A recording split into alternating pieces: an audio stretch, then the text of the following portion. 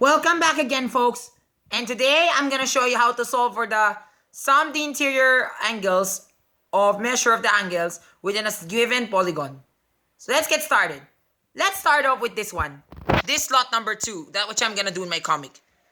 The first one I've already done it for you because this is a right triangle, and of course for the sake of a right triangle, this is very easy. You see the right angle which you see here.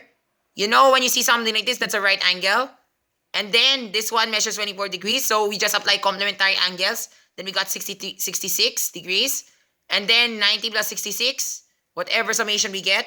Then subtract that from 180. Because remember, 180 degrees pertains to the sum of the measure of the interior angles of a triangle. So 180 minus whatever answer we get. And that's 156. So we got 24 degrees, which is here. Now let's solve for this one. What type of polygon is this? First, to determine what type of polygon it is, trace the polygon and count the sides as you trace it. Like this. 1, 2, 3, 4, 5, 6. So what is that shape? That is a hexagon. If you say that's a hexagon, then you're correct. Remember, a hexagon has 6 sides and 6 angles. Now, 3 of the given angles are given. 3 of the angles of the hexagon are found. But for the sake of the other 3, they're not found. However, there are clues that can help us. Like for instance, how do we get the measure of this angle of this hexagon? You see that one angle here measures 24 degrees. And we know that the edge of the paper here, it's a straight line. Furthermore, it's also a straight angle.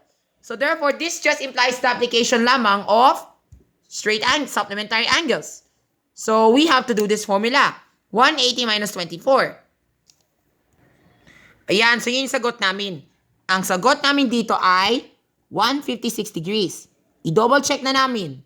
24 plus 156 is 180. Kung titingin kayo dyan sa protractor mo, ganito pa siya. Look, oh. Ayan. Malapit siya sa naging 24 degrees. It's still 23. Kaya lang, minor discrepancy lang yata. Pero okay lang yan. As long as we got the right answer though. Now at least we got the measure of one angle of that hexagon. But what about the others? Do we have any clues? Let's work with number 3 muna. Kasi nga maybe number 3, I'm sure number 3 has a specific clue. You know that this is a parallelogram, right? And what is a parallelogram? A parallelogram has 4 sides. Opposite sides are equal and opposite angles are equal. So opposite angles are equal. Since the first angle here measures 82 degrees, ano measure ng iba? The other angle should also measure 82 degrees, di ba? So this angle should also measure 82 degrees. Tama? Now, there are also 2 angles that are congruent. So ganito pa siya. Di ba? 2 angles that are congruent. Now, here's the formula. Do you know the sum of the interior angles of a quadrilateral is 360 degrees? Why is that so?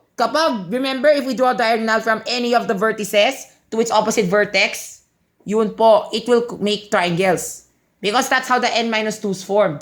It's based on the least number of triangles that can be formed within a specific polygon.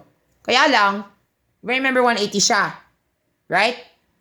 For the triangle. But since this is a quadrilateral, it's 360 degrees. So times 2. Diba? So number of sides, 4 minus 2, is 2. 2 times 180, 360. Now let's solve. So sorry pala guys. Kasi po, my correction, my mistake. Kaya actually, sometimes, keep your eyes on your protractor. Tingnan ka lamang kung saan yung baseline mo. That is 102 degrees pala, not 82. So, 102, and this is also 102 degrees. At saka ito yung dapat gagawin mo. Ayan, so ganito ba yung sagot? Yun, di ba remember yung 102? Whatever summation you get, gives you this. And then, everything is equivalent to 360 degrees. Then, subtract both sides by 204, whatever sum you get from the first. And then, ito na, you get 156. Then divide both sides by 2 kasi po dalawa yung angles namin that are congruent. And the angle that we got is 78 degrees. Kapag verify namin with the use of our protractor, did you see it 78 degrees? Yes, it does. So 78 degrees. Now, this is another clue. Can you actually this now that this is 78 degrees? Parang this just implies the application of supplementary angles again. So 78 degrees, and then, that's what gives you 180. Ito na, the moment of truth. Ayan. So we come up with 102 degrees. Kapag verify namin with the use of your protractor, if we were to use a protractor to verify it, Naka 102 ba siya? Again, sa tingin mo lang, look at your baseline. Which one are we pertaining to? This one, right? So, look at your interior. So, 100. Focus ka lang.